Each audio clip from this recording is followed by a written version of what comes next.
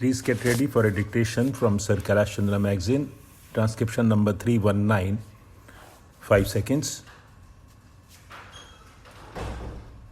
Start. Mr. Deputy Chairman, as my honorable friend Shri Nair said just now, that this bill is a good one so far as it goes, and I may add that actually what we have been demanding for a long time by way of such changes in the Act has been embodied in it now. At the end of the year 2003, we did discuss in this House certain amendments to the Employees Provident Fund Act, and at that time I had insisted that plantations should be included in the schedule of the industries which come within this measure. Now, at least this has been done, and now the scope of the Act can be extended by the government to establishments or industries which are not, strictly speaking, factory industries. So I welcome this measure, but it has come very late. Though it has come very late, I do not say that this measure will not benefit the workers. It will no doubt benefit workers. But as my honorable friend has rightly pointed out, the pace at which progress has been made in this direction has been very slow. The manner of implementation also has been very slow.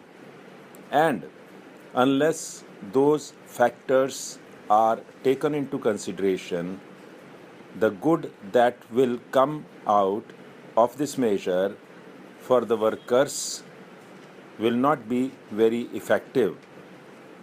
As regards plantations, again, after 1998, a long time has elapsed, and then in the last Industrial Committee on Plantations, it was agreed that this measure will be extended to the plantations.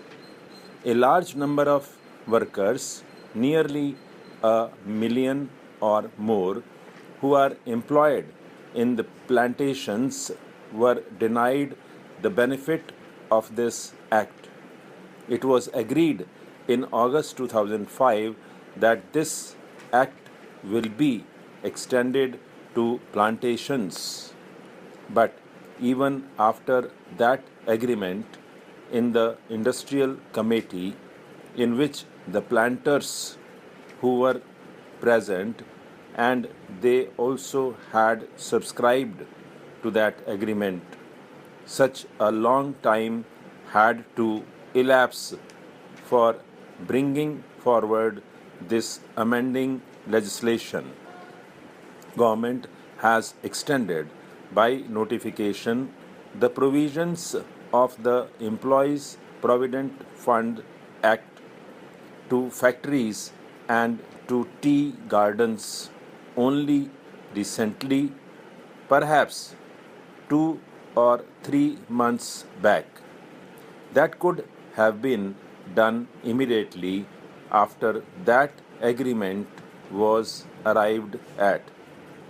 In that matter also, such a long time was taken by government, and it was necessary to amend the existing Parent Act.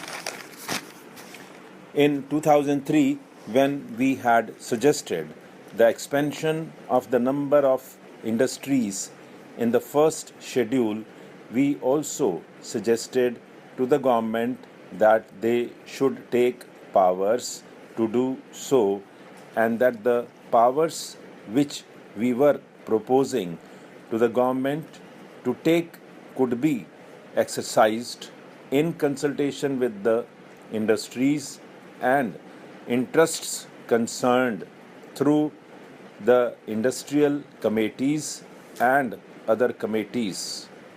but it has taken such a long time. The extension of the provisions of the Employees Provident Fund Act to only the factories and the plantations covers only a very small fraction of the plantation workers. Secondly, besides the question of the pace of progress, there are some other questions also.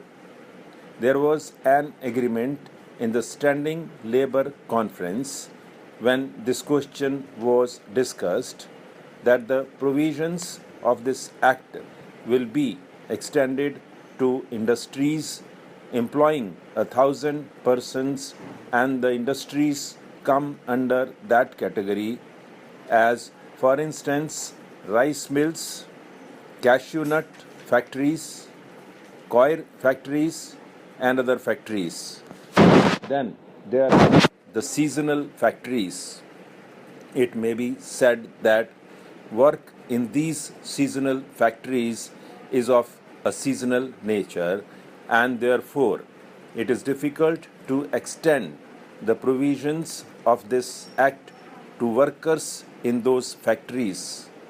But in that connection also, it may be pointed out that even in these seasonal factories, the same workers are generally employed in the next season when the factory opens and begins to work, and it should be the endeavor of the government to see that the same workers are employed.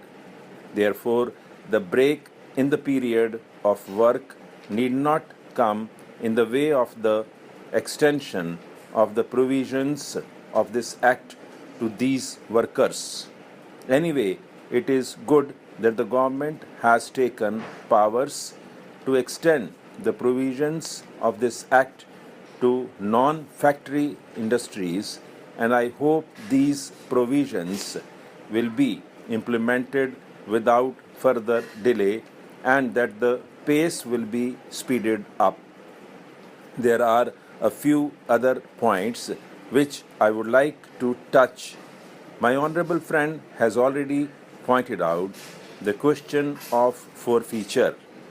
Under the present scheme, a worker forfeits the employer's contribution to the fund not only when he retires or leaves the factory prematurely, but also in case of dismissal or disciplinary action.